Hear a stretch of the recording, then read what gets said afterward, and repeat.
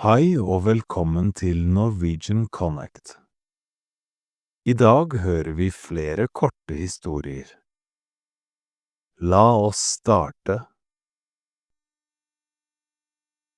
Reven og hønene. En natt går reven ut av hiet sitt.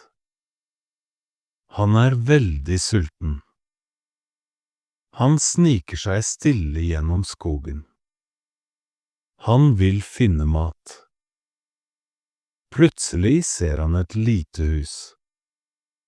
Utenfor huset er det et hønsehus. Reven smiler. Ferske høner, tenker han. Han sniker seg nærmere, åpner døren forsiktig. Men døren lager en høy lyd knirk. Hønene våkner og begynner å kakle høyt. Bondens hund hører det og løper ut. Reven blir redd og løper alt han kan tilbake til skogen. Han stopper under et tre og puster tungt. Neste gang, sier han, skal jeg spise bær i stedet. En ny venn på fjellet. Mea liker å gå tur i fjellet. En søndag tar hun med sekken sin og litt mat. Været er fint, og solen skinner. Hun går opp en liten sti. Etter en time blir hun litt sliten og setter seg på en stein. Plutselig hører hun et lite pip bak seg. Hun snur seg og ser en valp. Den har mistet halsbåndet sitt. Mea smiler og gir den litt vann. Valpen logrer og setter seg ved føttene hennes. Ingen andre er i nærheten, så Mea bestemmer seg for å ta den med ned. Når hun kommer til parkeringsplassen, ser hun en mann som roper. Leo, hvor er du? Valpen løper mot mannen og logrer. Han takker Mea og sier, «Tusen takk. Jeg trodde jeg hadde mistet ham.» Mea smiler og sier farvel. Hun går hjem glad, for hun har fått en ny venn. En regnfull dag. Det regner hele dagen. Sara våkner og hører regnet mot vinduet. Hun tenker, jeg vil ikke gå ut i dag. Hun lager seg en kopp kakao og setter seg i sofaen. Katten hennes, Milo, hopper opp ved siden av henne. De ser ut av vinduet sammen. Alt ute er grått og vått, men det er koselig inne. Sara finner en bok og begynner å lese. Etter en stund sovner hun litt.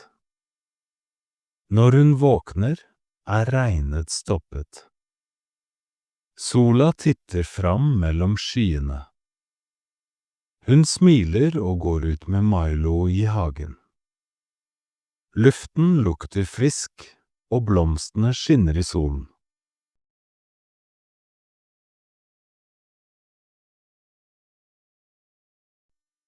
Bussen som kom for sent. Jonas skal på jobb. Han spiser frokost og drikker kaffe. Han ser på klokka, bussen går om 10 minutter. Han tar på jakka og løper til busstoppet. Men akkurat da han kommer, kjører bussen forbi. Jonas sukker og setter seg på benken. Han må vente på neste buss. Det begynner å blåse, og han kjenner seg kald. Etter 15 minutter kommer en ny buss. Sjåføren smiler og sier, «God morgen». Jonas svarer, «God morgen, og takk for at du kom». Han setter seg ved vinduet og ser på byen. Når han endelig kommer på jobb, sier sjefen.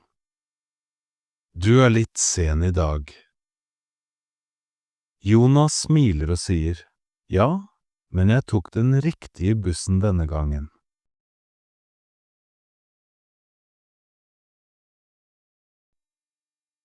Den tappte hunden. Emma går en tur I parken. Hun ser mange barn leke og noen eldre som går tur.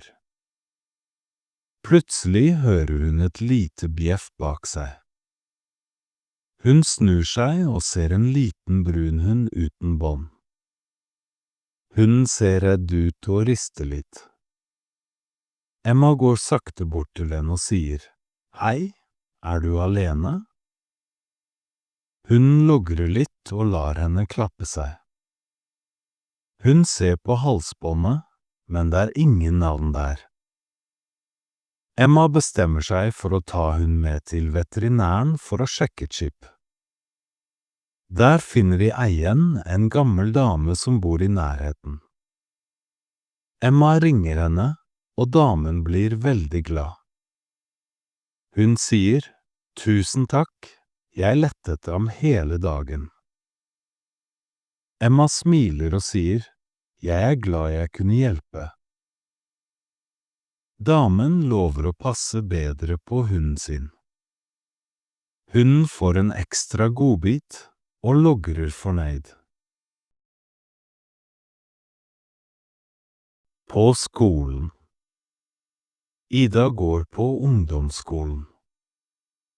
Hun liker norsk og engelsk, men ikke matte. I dag skal klassen ha en prøve.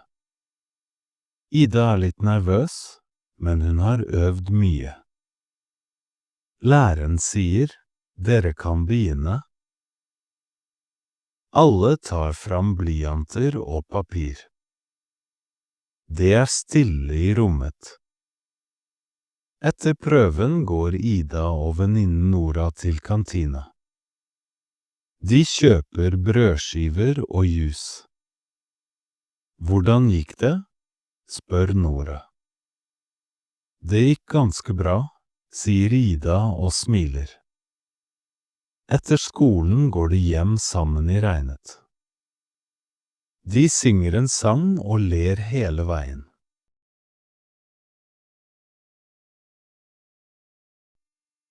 En tur til Bergen. Oskar skal besøke søsteren sin I Bergen. Han tar toget fra Oslo tidlig om morgenen. Utenfor vinduet ser han fjell, skog og innsjøer. Etter 6 timer kommer han fram. Søsteren venter på stasjonen med et stort smil. De går gjennom byen og ser de fargerike husene på bryggen. De spiser fiskesuppe til lunsj og tar bilder ved havet.